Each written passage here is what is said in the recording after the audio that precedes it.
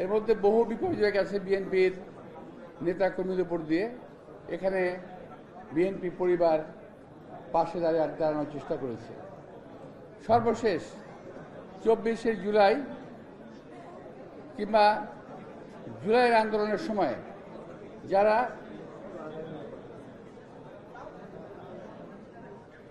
এইটা তো পারুন না, লম্বা করলে না হলে কিছু করার নাই।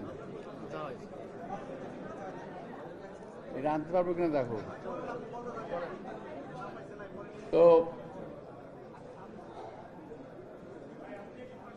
জুলাইয়ের সময়, জুলাইয়ের আন্দোলনে আমাদের যারা শাহাদাত বরণ করেছেন, আহত হয়েছেন, খুন হয়েছেন, পঙ্গুত্ব বরণ করেছেন, এদের পাশে দাঁড়িয়েছে আমাদের এই আমরা বিএনপি পরিবারের সংগঠনটি। আমি তাদের আন্তরিকভাবে মোবারকবাদ জানাই, ধন্যবাদ জানাই। আমরা সব সময় বিএনপির পক্ষ থেকে হয়তো আমি বলছি এটাকে আবার কোট করবেন না দয়া করে, হয়তো আমরা সবসময় খবর রাখতে পারি নাই, কিন্তু আমরা বিএনপি পরিবার কিন্তু সকল সময় আমাদের পক্ষ থেকে খবরটা রেখেছে। এই জন্য আমি তাদেরকে আন্তরিক ধন্যবাদ জানাচ্ছি।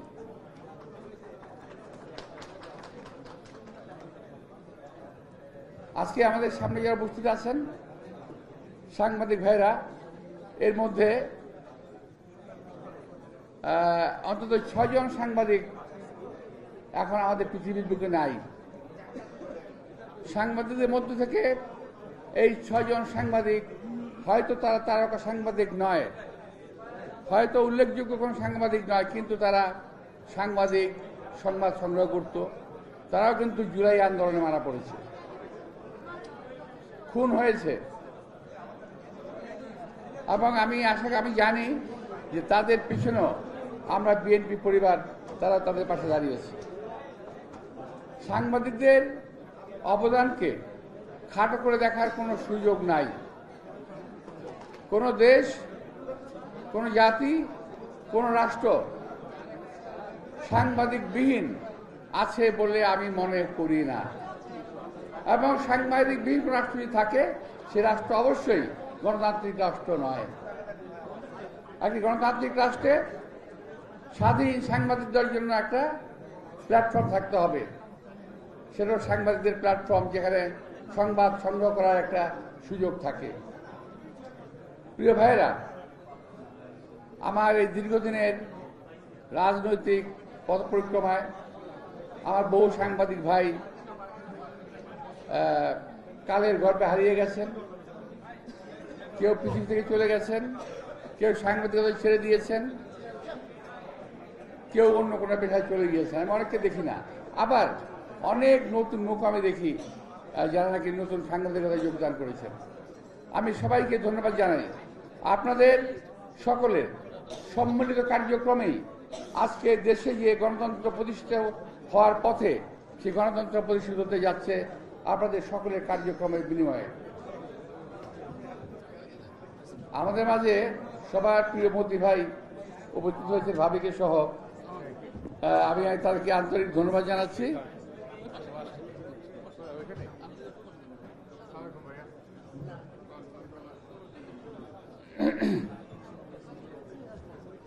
তো আমি আর সময় নেব না আপনাদের।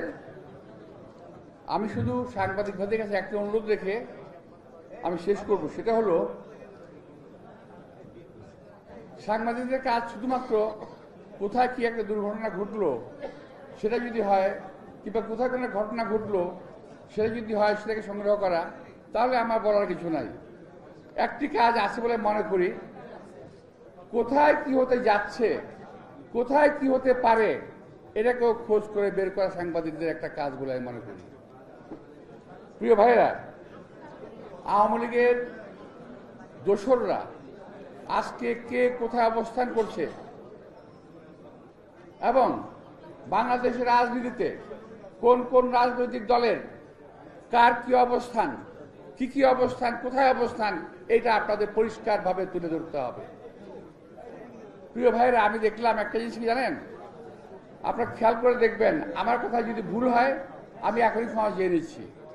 একটি বিশেষ দল সম্পর্কে আপনার কোনো সাংবাদিক, কোনো সংবাদপত্র আপনার কিছুই লিখছেন না।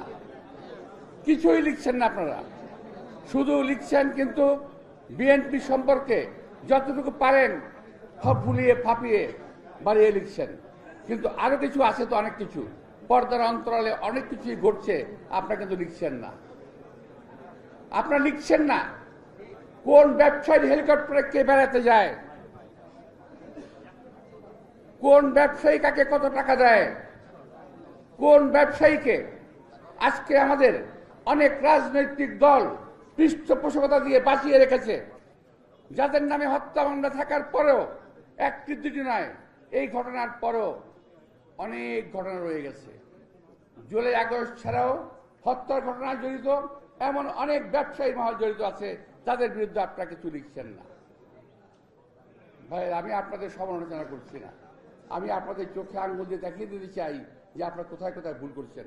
ক্ষতি হচ্ছে, দেশের ক্ষতি হচ্ছে, জাতির ক্ষতি হচ্ছে। আপনারা কেন তুলে ধরছেন না যারা 3 তারিখের জুলাইয়ের 3 না, ওই যে ব্যবসায়ীদের সম্মেলন, এই ব্যবসায়ীদের সম্মেলনে কারা কারা ছিল, কারা কারা গ্রেপ্তার হয়েছে, কারা কারা হয় নাই, কেন হয় নাই, এটা একটু আপনাদের তুলে ধরা দরকার। কারণ এই সমস্ত লোকগুলো তারা অবৈধভাবে গত 17 বছর টাকা কামিয়েছে, আর আগামী 17 বছর এই টাকা খরচা করবে বাংলাদেশ ধ্বংস হওয়ার পিছনে। সুতরাং আপনারা দয়া করে ওই সমস্ত ব্যক্তিবর্গকে একটু তুলে ধরেন, একটু দয়া করে তুলে ধরেন, সাবধান করেন। ওরা মনে করে টাকা হলেই বোধহয় পৃথিবীটাকে পকেটে নেওয়া যায়, কিন্তু এটা ওরা জানে না টাকা হলেই সব সাংবাদিকদেরকে কেনা যায় না। এটা কিন্তু আমি আমার জীবনে দেখা ব্যাপার। হ্যাঁ, অনেককে আমি দেখেছি যাদের সঙ্গে বলতে চাই না, তবে টাকা হলেই সব সাংবাদিকদের কেনা যায় না। ওই যে পাশে একজন আসছেন আমাদের নতুন, এই যে মধ্যে পেয়ে আছেন, টাকা দিয়ে কিনতে পারবেন কেউ? কিন্তু অনেক সাংবাদিক আছে যাদের কেনা যাবে হয়তো বা, আমি সবার কথা বলছি না, যারা সাংবাদিক না। তো প্রিয় ভাইরা, তো শুধুমাত্র হ্যাঁ বিএনপি সম্বন্ধে রাখেন, সমালোচনা করেন, আলোচনা করেন, কোনো অসুবিধা নাই, মিথ্যা তথ্য পরিবেশন করবেন না, অনুরোধ থাকলো। আর যাদের বিরুদ্ধে আমি বললাম, আমি তাদের বিরুদ্ধে বলি নাই, আমি আমার পক্ষে বলেছি, কারণ আমি বাঁচতে চাই, আমাকে বাঁচতে হবে।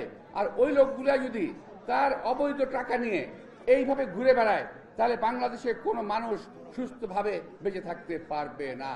এই দেশটাকে তারা অসুস্থ করে ফেলবে, এই দেশে মানুষকে তারা অসুস্থ করে ফেলবে, এই দেশে গণতন্ত্রকে তারা অসুস্থ করে ফেলবে। সুতরাং আজকে তো এখন টাকা পয়সা নিয়ে কথাবার্তা শুরু হয়ে গেছে, আপনি শুনছেন না? তো আরো শুনবেন, আরো শুনবেন। তো আমি আপনাদের সাংবাদিক ভাইদের বলবো, শুধু ব্যবসায়ী না, আপনার সচিবালয়ে খোঁজ নেন আওয়ামী দোসররা কিভাবে সেখানে মানে মৌরসি পাট্টা মানে নিয়ে বসে আছে ওখানে। আওয়ামী দোসররা আজকে অবস্থান নিয়েছে সচিবালয়, থানা পরিষদ, ইউনিয়ন পরিষদ, সমস্ত জায়গায় তারা অবস্থান নিয়েছে। সুতরাং আপনাদের উচিত হবে ওই সমস্ত খোঁজখবর সংগ্রহ করে দেশে এবং জাতিকে বাঁচানোর জন্য এই খবরগুলো সংগ্রহ করে এবং মানুষের সামনে তুলে ধরা। আপনাদের সবাইকে আন্তরিক শুভেচ্ছা, ধন্যবাদ জানিয়ে, এবং আমরা বিএনপি পরিবারের কর্মকর্তা যারা আমাকে হঠাৎ করেই